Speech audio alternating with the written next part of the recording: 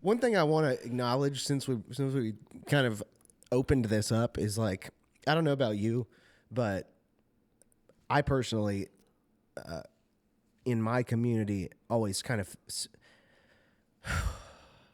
when I talk about, like, when we brought up Peterson or whatever, I think I just want to acknowledge that I think when you and I are talking about it, we're talking about the ultimate outcome of what it is that his message like evokes in people, Right. or Yeah. inspires in people, which I think is indeed individualism, which is something that I talk about a lot on this podcast. Yeah. And I know from hearing him talk that he has this really profoundly, like, this really huge focus on individuality, which I discovered him just as I was discovering what I thought was the divide between individuality and ideology.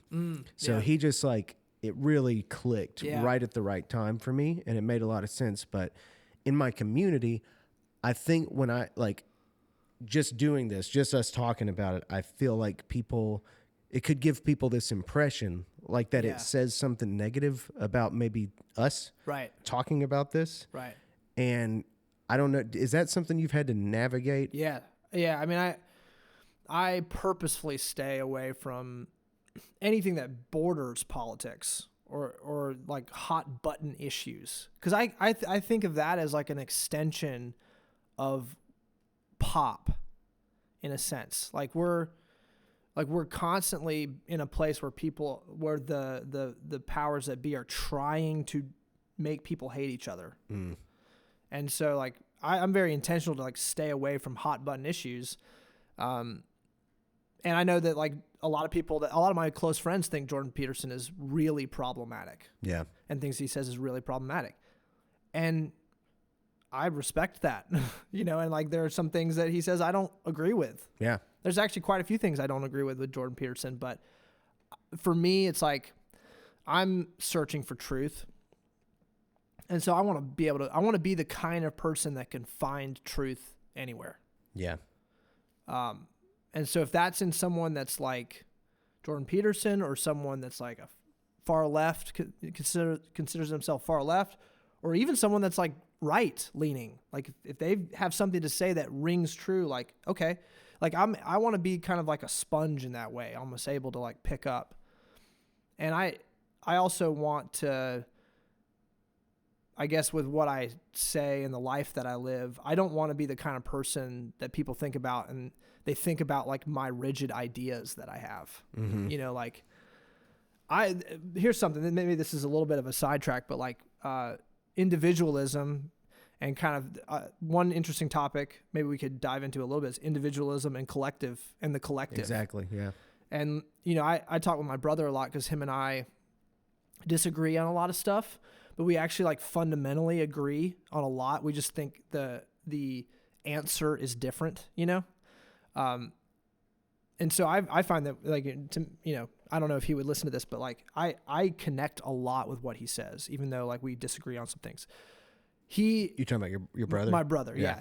He focuses a lot on the collective, and I kind of tend to focus on the individual. And we think about things in that way, and like it becomes kind of an argument of what came first, like the chicken or the egg. Like, is it the collective? Is it the individual?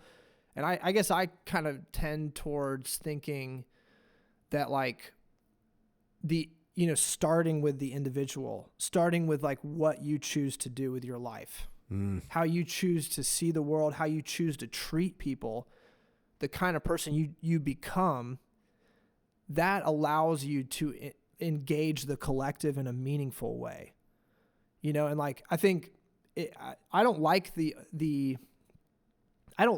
divide between like talking about individualism versus the collective, because I don't see them as different.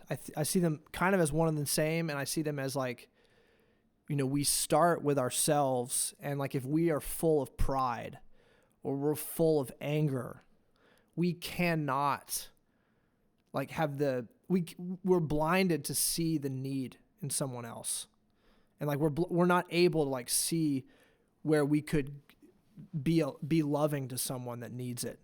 So it's like, if for us to deal with our own pride, to deal with our own anger, to deal with our own bitterness, allows us to like take an outward approach to the world and actually solve problems that exist on a collective page.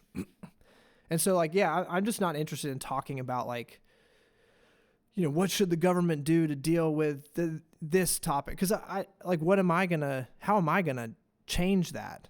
You know what I mean? Like I have to start really small, and I can, in my own family, like I start with myself and my wife. That's what matters to me first. That's like the foundational. And then we have a good relationship so that gives me capacity to like reach out and love on friends and like be there for the friend that's struggling. Or like we had someone pass the church that I play at. We had someone pass away from COVID like a couple weeks ago, and just like to be able to like see with eyes with compassion, like have eyes of compassion for this terrible situation. And, you know, I just think that the more we're focused on like our ideas about politics or our ideas about what should they do, you know, we like just totally miss out on actually being able to be effective in implementing change in the world on a collective level, I guess. Yeah, man. Yeah. So I like this subject. I just don't know even where to start. It's so massive. It's a big one, yeah. Like my concern, my focus as it relates to ideology is something like ideology is how we learn to belong to a collective. Mm-hmm. And so when I have another big issue. It's like a trilogy of issues. It's individuality, ideology, and identity.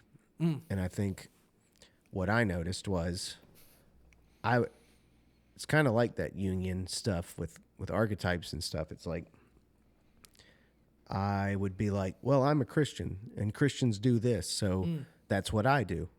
And then I'd be like, well, I gave that up, and now I'm an atheist and a materialist, and this is what they do, so that's what I do now.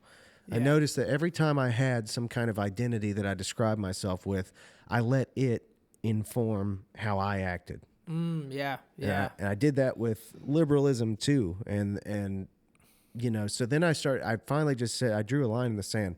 I can't do that anymore. Like, right. I'm not being a me, period. The only time I feel like I'm being a me is arguably when I'm making music and stuff. And even then, I notice sometimes a temptation to act like a musician. Yeah, like, right. To wear this like kind of clothes. And a little bit like, like I'm cool. Right. Like I smoke cigarettes. Right, and, you know, like be that identity.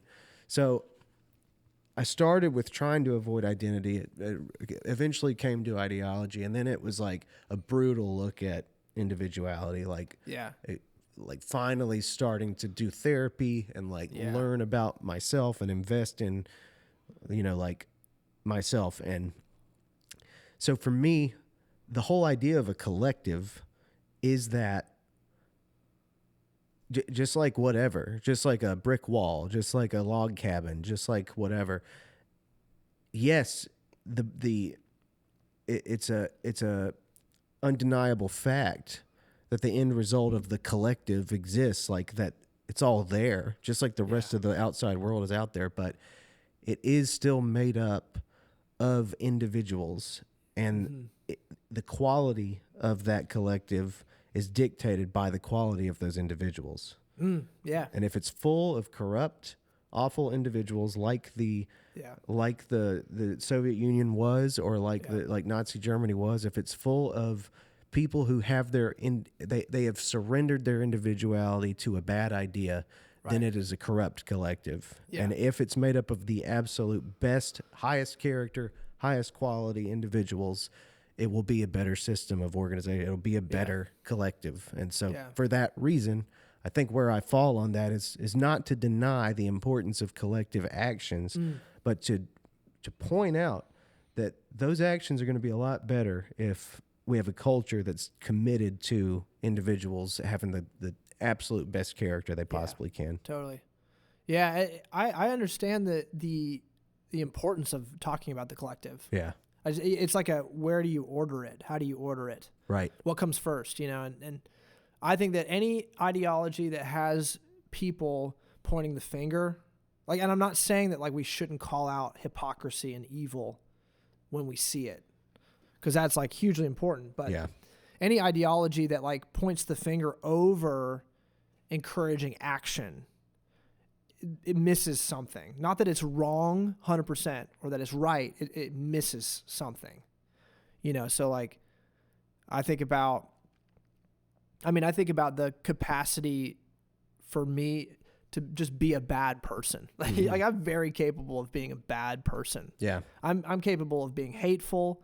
I'm capable of being selfish and prideful and angry.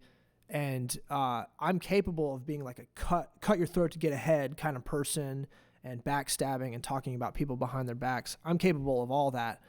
And the acknowledgement and the recognition of that in me can help me strive for something that's not that. Mm-hmm.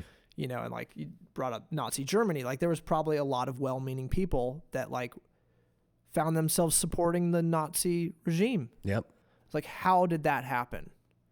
And our modern culture is just like, well, they were just evil. Exactly. But that's too shallow. Too simple. It's way too simple, because like you're gonna say that every single person that did that was like to their core evil. Like they weren't at one point a human, Right. And that's a dangerous thing to say. I don't know if that's like, gonna get me in any hot water, but I just think about like, in order to be good people and to love others and to care for the oppressed, like we have to see just how oppressive we can be, and how, all the things I said before. That's something that like that like drives me, is like the only reason I talk about all the stuff with social media and the immediacy and like trying to strive for something deeper is because I have spent long seasons of my life like a zombie.